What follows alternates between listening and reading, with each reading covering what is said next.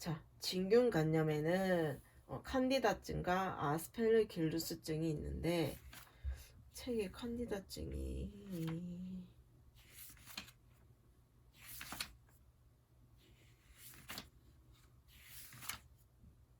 있나? 칸디다증을 보면 한국인에서 이제 발생하는 진균증의 약 20%에 해당이 돼. 그래서 남녀 빈도의 비는 이제 3대 1로 원인균은 칸디다 알비칸스로 인해서 발생을 한다. 그래서 흔한 호발 부위가 이제 구강과 지뢰 점막인데 이제 병터는 이제 저 그림에 보듯이 점막에 흰 반이 덮인 것처럼 보이며 여기에 효모와 균사가 많이 자라 있고 조직은 이제 비특이성 급성 또는 아급성 염증 소견을 보이는 것이 이제 특징이다. 그리고 이제 아스페르길루스증이 있는데 이 한국인 진균증 중 약 18.5%에 해당이 되고 남녀의 발생 비율은 2대 1이다. 그래서 땅콩 표면에 자라는 이제 플라부스라는 발암 물질인 아플라톡신을 생성을 하고 이것이 이제 아프리카인에서는 간암을 잘 일으킨다. 그 다음으로 봐야 할 것은 이제 원충 감염에 해당이 되고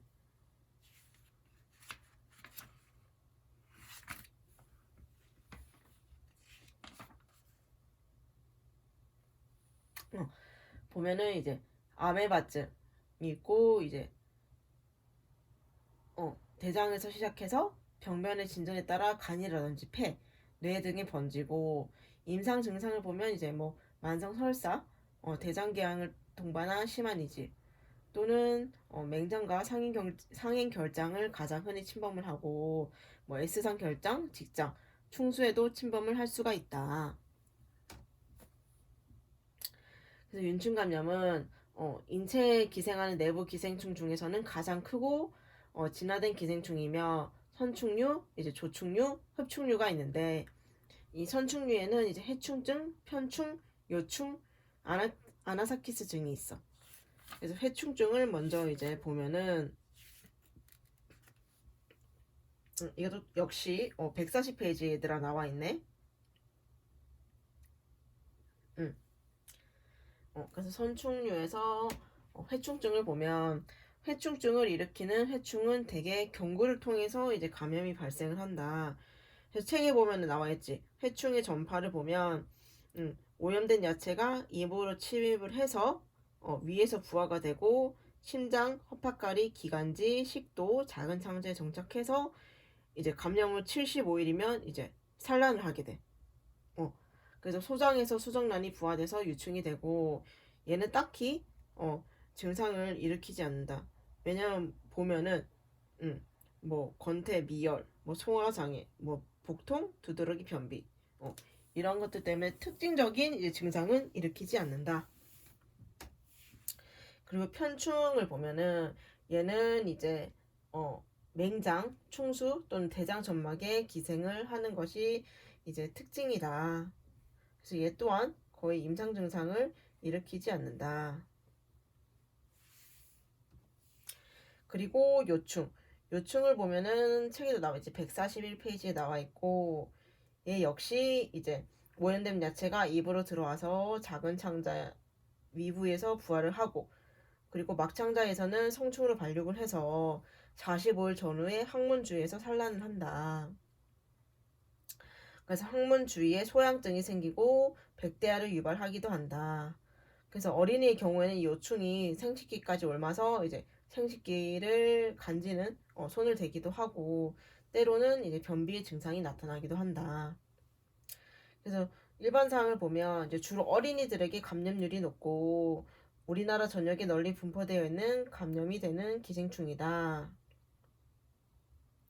그래서 요충이 인체 내보다는 항문 주위에서 기생하기 때문에 소양증이 있다.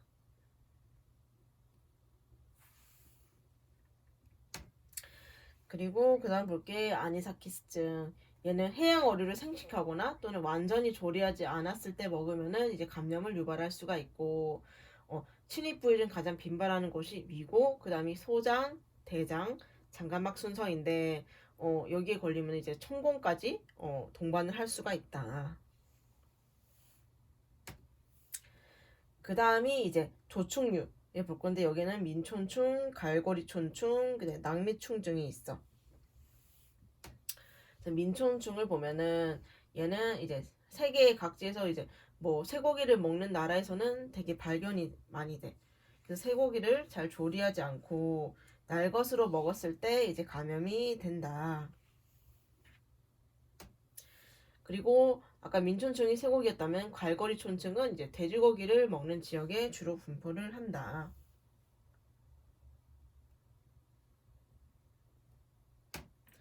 그리고 낭미촌충은 이제 원염류에 속하는 유충이 인체의 각 기관 어디서나 기생하면서 이제 병변을 야기하는 건데 얘도 이제 충란이라든지 낭미충이 있는 돼지고기를 날 것으로 먹었을 때 발생을 하고 장내에서 충란이 부화가 돼서 장벽을 통과한 경우에 이제 발생을 한다. 그래서 비위생적인 생활 습관으로 해서도 발생을 할 수가 있고 항문에서 입으로 감염이 된다.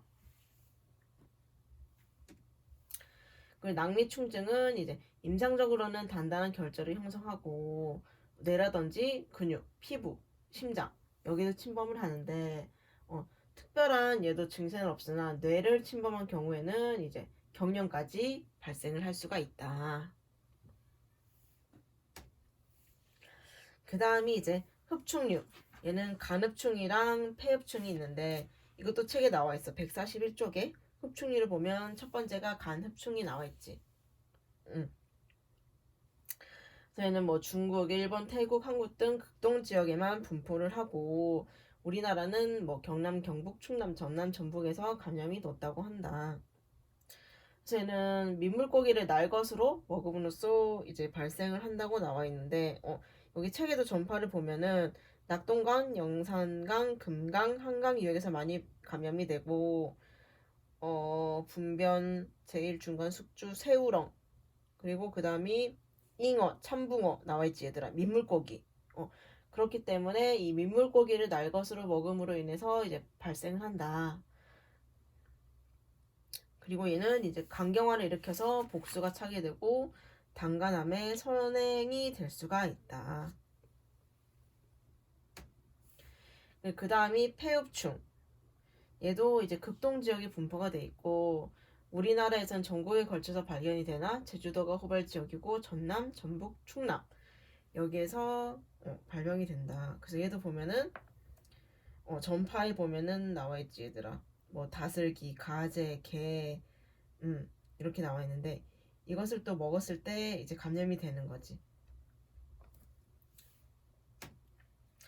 그래서 142쪽에 이제 기생충 감염 예방을 보면 나와 있지. 흔히 알고 있는 사실이긴 한데 수육은 완숙해서 먹고 도축장에서는 위생 검사를 철저히 하고 또는 생선회는 금하고 조리 후 도마칼 식기구는 청결히 씻고 생수를 음용하지 않고 야채는 씻어 먹는다. 또는 이제 분변 관리, 파리구제 등을 실시한다.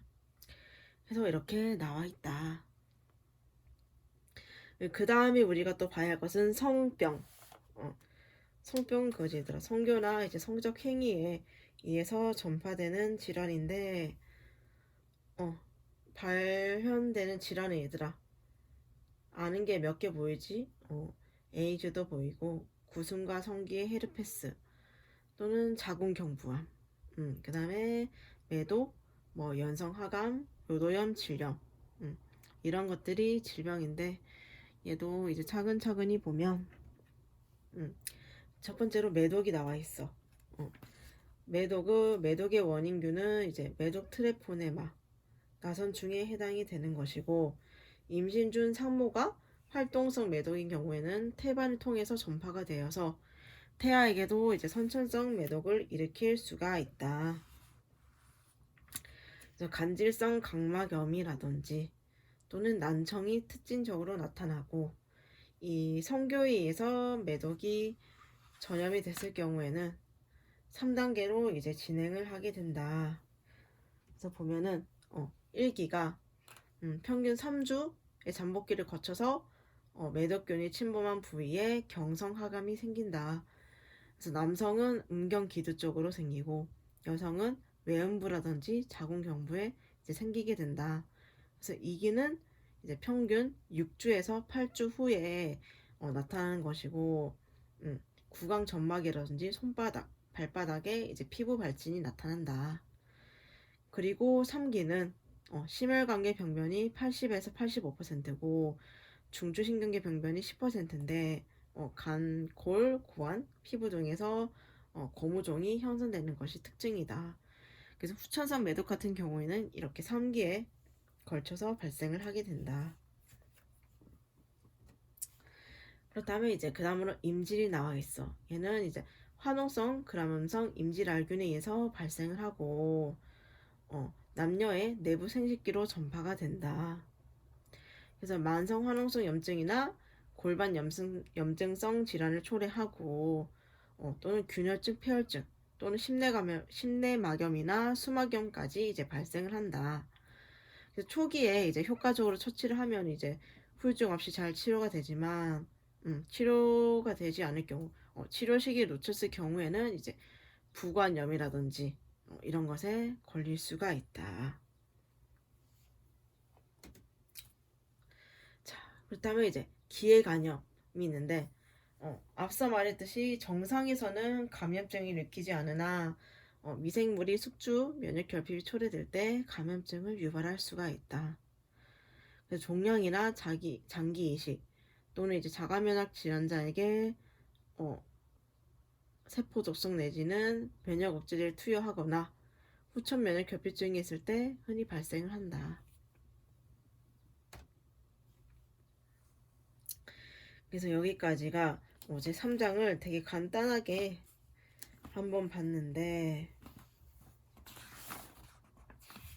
내가 여기에 넣지 않은 게 얘들아 있거든? 책을 한번 같이 볼래? 147페이지에 보면은 법정 감염병이 나와 있어. 그래서 1군, 2군, 3군, 4군, 5군이 나와 있지. 그래서 이걸 각 특징이랑 여기 해당되는 감염병이 뭔지는 좀 알고 있는 게 좋을 것 같아. 그래서 제1군은 감염 속도가 빠르고 위해가 커서 즉시 격리가 필요한 질병이야. 그래서 총 6종으로 페스트, 콜레라, 장티푸스, 파라티푸스, 장출혈성 대장균 감염증, 세균성 이질이 여기에 해당이 되고 제2구는 예방 접종으로 관리 가능한 10종이야. 그래서 디프테리아, 백일해, 파상풍, 홍역, 유행성 이하선염, 볼거리지, 풍진, 비형간염, 폴리오, 일본 내염, 수두가 제2군에 해당이 되고 3구는 간헐적 유행 가능성이 있어서 지속적인 감시가 필요한 질병이야.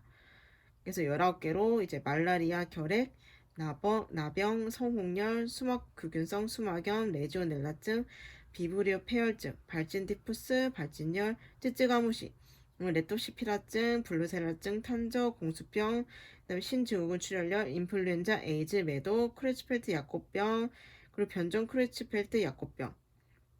이 여기 제3군에 속하고 4군은 이제 새롭게 발생하는 신종 감염병으로 보툴리누스 중독증, 지카 바이러스 등 이제 보건복지부령으로 정하는 감염 질환이 제4군에 해당이 되고 5군은 이제 기생충의 감염이 되어서 발생하고 정기조사에서 감시가 필요한 것으로 회충증 등 역시 보건복지부령으로 정하는 감염 질환이 제5군이다.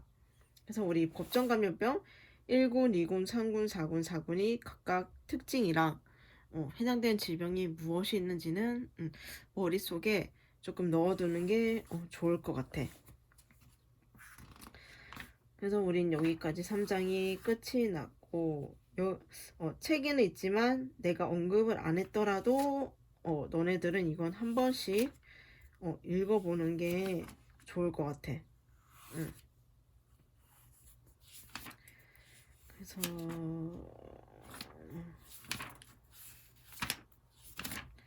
책이랑 순서는 약간 다르지만 그래도 대표적인 것들은 다 했고 123쪽부터 이제 인체 감염 질환이 나와 세균 감염, 호흡기 감염, 소화계, 내가 했던 거랑 아까 파트를 나눠서 책에도 발생이 되어 있고,